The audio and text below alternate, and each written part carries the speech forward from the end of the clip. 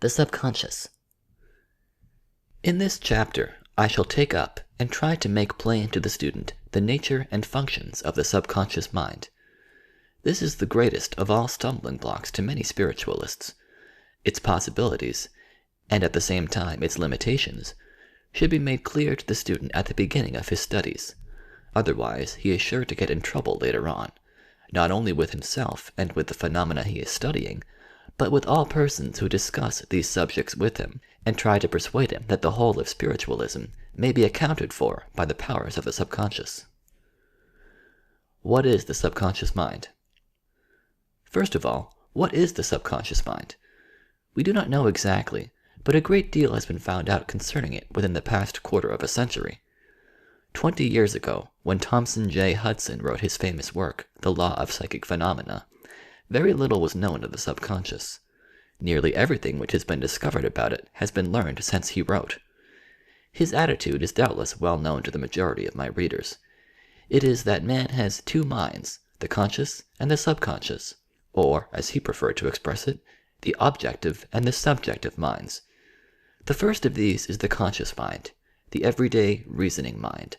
The second is that vast realm in which occur the phenomena of dreams, hypnotism, insanity, hysteria, clairvoyance, telepathy, and all kindred psychic phenomena. He placed the objective mind in the cerebrum, or fore part of the brain, and the subjective mind in the cerebellum, or hinder part of the brain. Two minds or one. But this dual conception of the mind is today given up by practically all psychologists. They admit that the mind is, in a certain sense, dual, but it is believed that both minds are in reality one, a part of which is conscious, and of the greater part, of which we know nothing. The analogy of the iceberg has often been used. A small percentage of this emerges above the water, and this we see and know, but the greater part of the mountain of ice is below the surface, and this we do not know through our senses, yet it is all one iceberg. In the same way, there is only one mind, but when the searchlight of consciousness is turned upon certain areas, those areas become illuminated, and we know, or are conscious of, those parts. All else remains in the dim obscurity beyond, in the great storehouse of the subconscious mind. The powers of the subconscious. It may easily be proved that the subconscious mind acquires far more information, even through the senses, than does the conscious mind. The following simple experiment will prove this. Lead a person into a strange room, and ask him to observe as many things in it as he possibly can. Suppose he remains 5 seconds in that room. He is then quickly removed, and the door shut. If now he is asked to tell you all the things that he remembers having seen, he will probably be unable to remember 10 or 15 of them. But if you were to hypnotize that person, he would then describe to you, under hypnotic influence, 40 or 50 things which were in the room. This shows us that the subconscious mind, which we reached through hypnotism, has been able to perceive or take in many more things than the conscious mind. This happens to us every day. Dreams. It is the same with dreams. If, when out walking, we should happen to drop a brooch pin or a piece of money, we might be totally unconscious of the fact, but the subconscious mind would perceive and record it. That night, in sleep, we might have a dream in which a figure appeared to us and told us that the article had been lost, and that it would be found in such and such a place. On looking the next morning, sure enough, there it was. Here we see that the subconscious has perceived a certain fact which the conscious mind did not notice. For long it was thought that this power signifies some supernormal faculty of the subconscious mind. But in most cases it is not necessary to suppose this, for, as the last experiment showed us, the subconscious mind takes in many things which the conscious mind does not, and only the most striking and interesting facts rise into consciousness. Of the thousands of events going on all around us every day, we perceive but a few. All the rest are ignored, though they are lodged within the great mental storehouse within us. The memory of the subconscious. The powers of the subconscious mind are indeed great. It forgets nothing, and facts which have entirely slipped from the conscious mind are retained within it, and may be recalled years later, or may suddenly flash into the memory of their own accord. They may come into the mind in the form of some simple thought or memory, just as any other thought or memory would, or they may come to us in more startling form. They may be, as we say, externalized, that is, projected upward from the subconscious into the conscious mind, forcibly and dramatically, as a bombshell might be exploded within it. In these cases, the thought may strike us as coming wholly from without, and not from within ourselves at all. One or two examples will make this clear. You have mislaid a book. You cannot remember where it is. The natural process would be to recollect.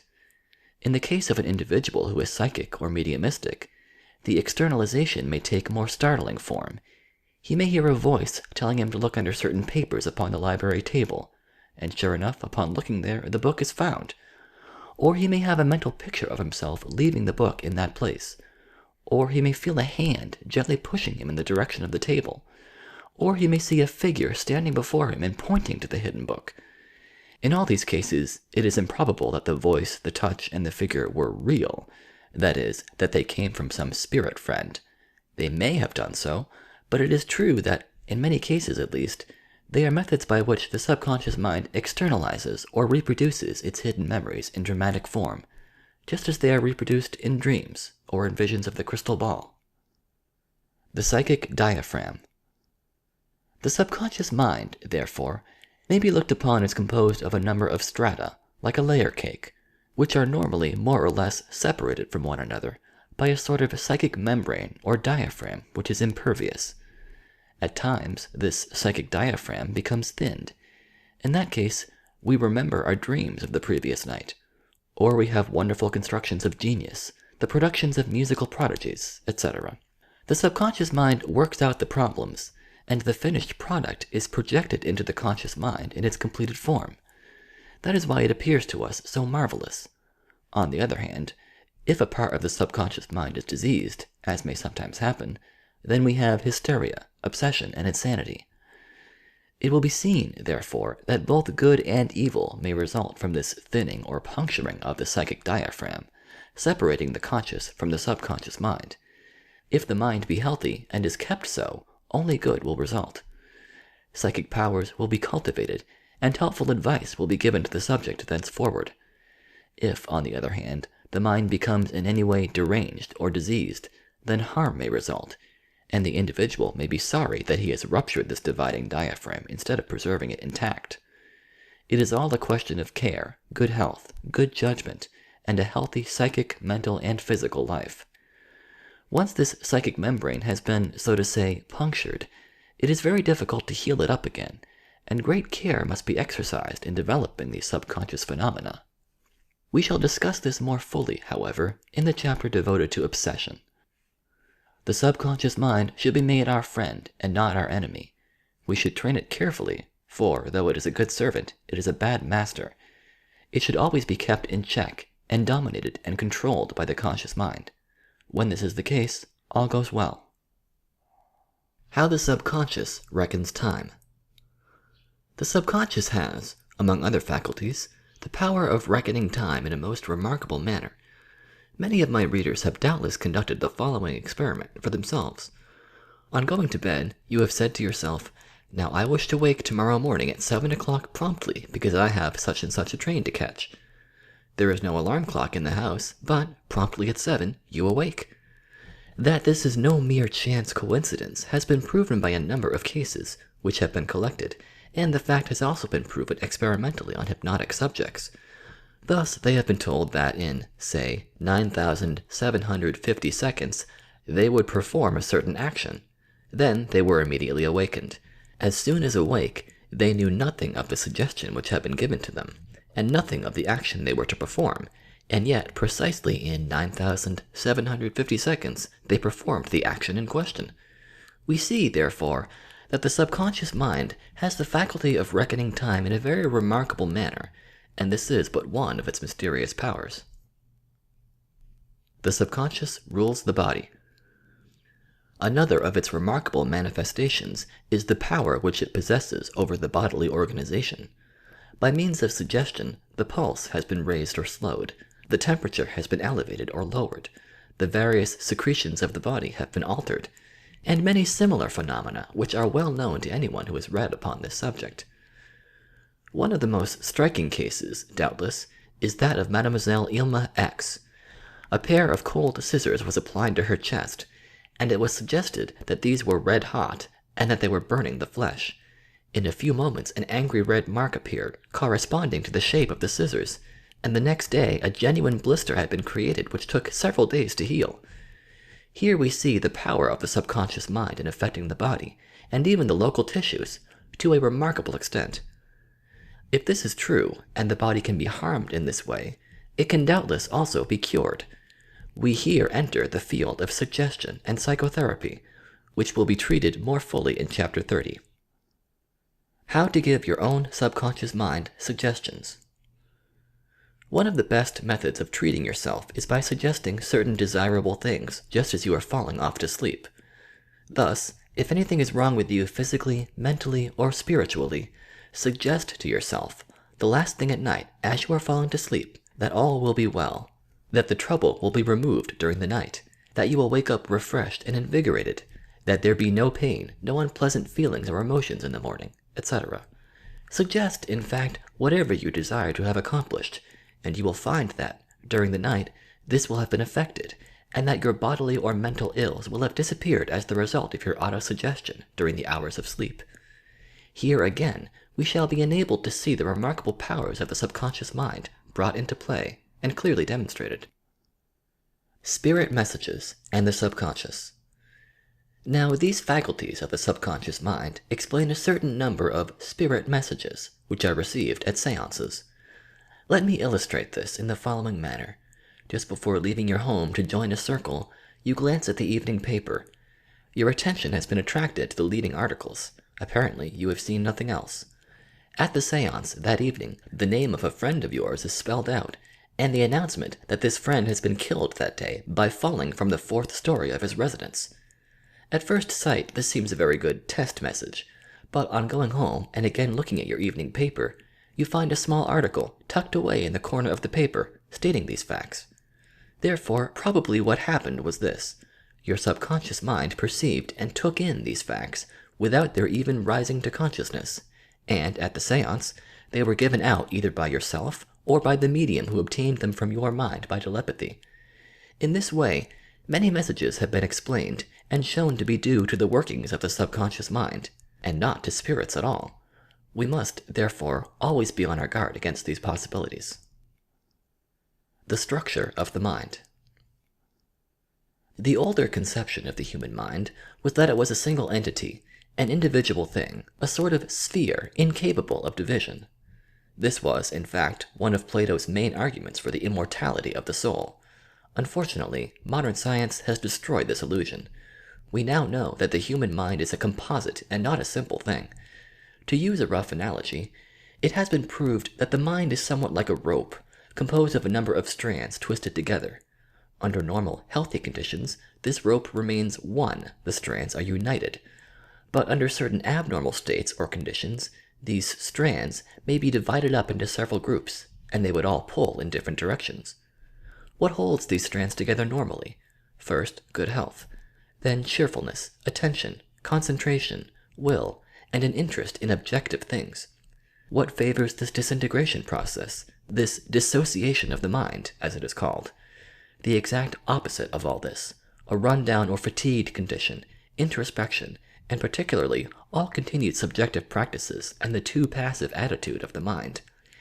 If we lose contact with and interest in the objective world, if we go inside our heads and spin romances and dream daydreams to too great an extent, if we gaze blankly into space, thinking of nothing in particular, if we allow the mind to become too passive and do not exercise our intellect in a normal, healthy manner, this disintegration is likely to take place. The strands of the rope become separated, and then the mind may go to pieces, and spirit obsession and even insanity may result. How to heal a sick mind. Of course, this is only a crude analogy. The mind is not like a rope, and cannot be divided into strands in the same way, but it is an analogy which will help us.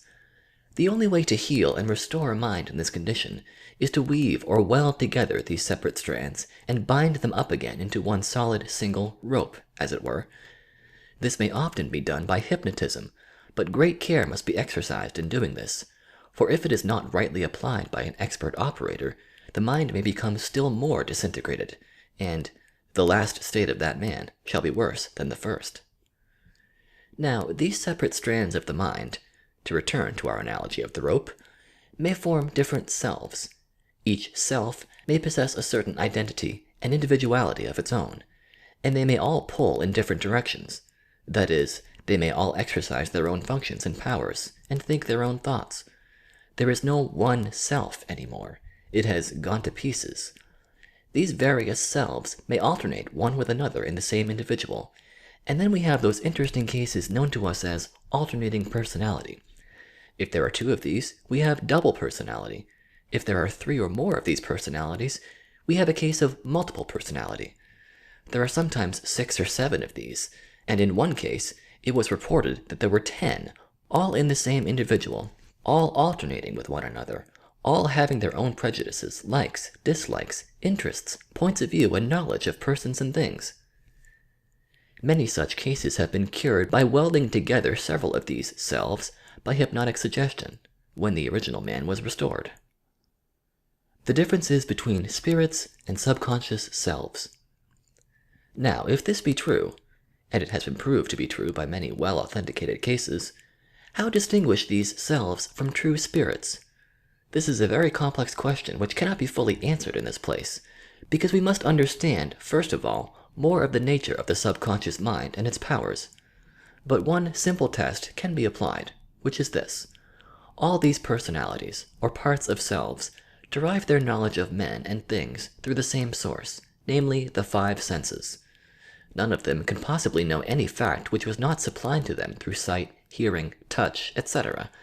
So that if any of them manifest supernormal knowledge, this proves to us at once either that some external intelligence is present, or that this personality, whatever it may be, has acquired this knowledge in some occult manner, by telepathy, clairvoyance, etc.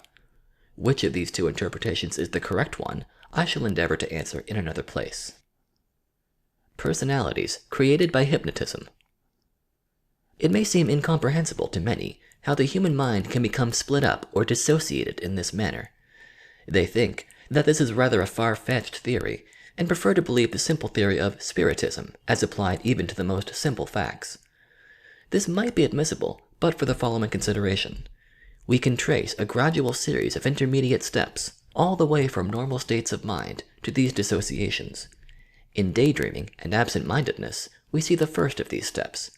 When we hypnotize a subject and suggest to him that he is Napoleon Bonaparte or Julius Caesar, and he enacts the part with due gravity, we can hardly suppose that Napoleon Bonaparte or Julius Caesar really returned to manifest through him.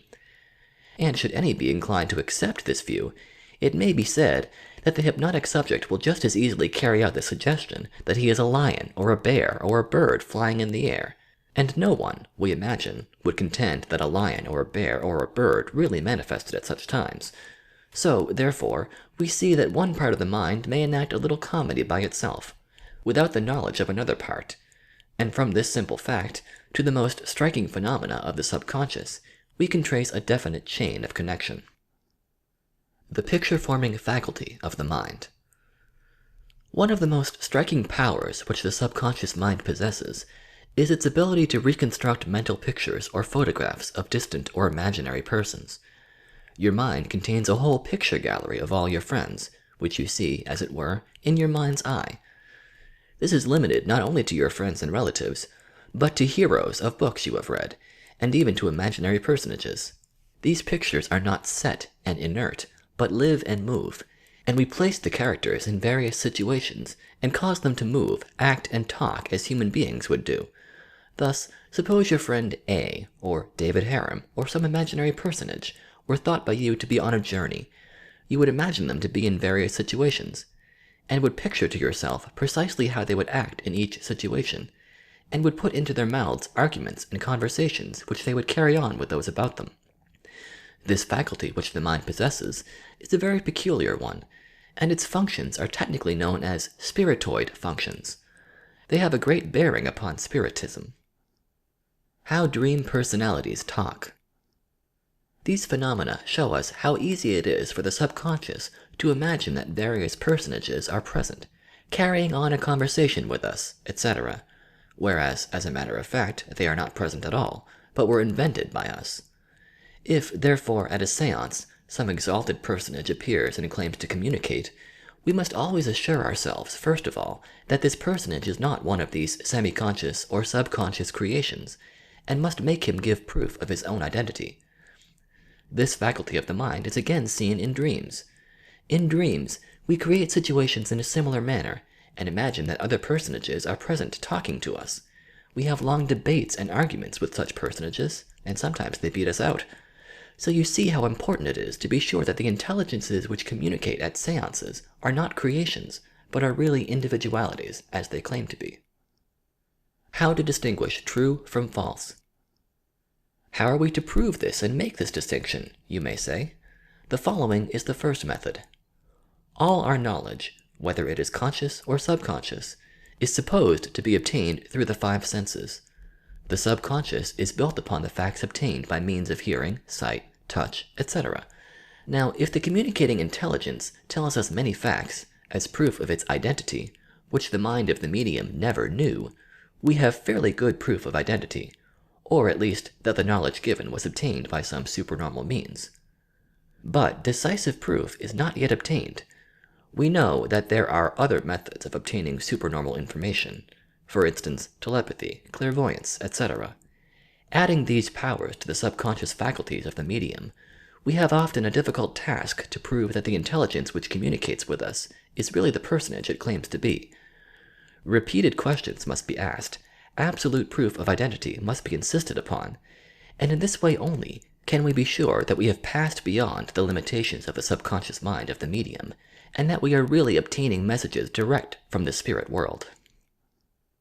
Why and how spirits prove their identity. This proof of identity is really the great problem and the first point to solve. Let me make this plain. Suppose that a cousin of yours had disappeared 12 years ago. One day you receive a call over the telephone and a voice says to you, "I am your cousin, so-and-so. I demand my share of your uncle's will." Naturally, you would reply, "How do I know that you are so-and-so?" In daily life, it would be an easy matter to prove this. He could appear before you in his physical body and you could identify him, more or less easily in most cases. But suppose he were so placed that he could never see you personally. In such a case, how could he prove to you that he really was the person in question? He would have to relate to you a number of personal and detailed incidents in his past life, which he would be the only likely person to know, or relate facts which only he and you knew, or tell you things which you did not know, but which you afterwards found out to be correct. If you received a number of these replies, you would be right in concluding that he really was the person at the other end of the line, and this is the way in which spirits prove to us their identity. Until they do so, we can never be sure that the teachings they give are correct. If they succeed in proving their identity, we may then accept their word as to the conditions of the next life and other matters, since they were always truthful people in this life, and we have no reason to suppose that they are other than truthful now. How we obtain spirit messages through the subconscious. The subconscious is the channel through which we obtain spirit messages in nearly all cases. That is, they come through or by means of the subconscious mind, and it therefore assists the spirits to communicate. The spirit can manipulate or act upon the subconscious, while it cannot readily affect the conscious mind. This we can see ourselves in the following way. Many of us have noticed that just as we are dropping off to sleep, a forgotten memory has flashed into our mind. It could not find its way to our conscious attention while the latter was busy with the day's activities. But as soon as the conscious mind became passive, then the subconscious had the power to send up this memory or message of warning.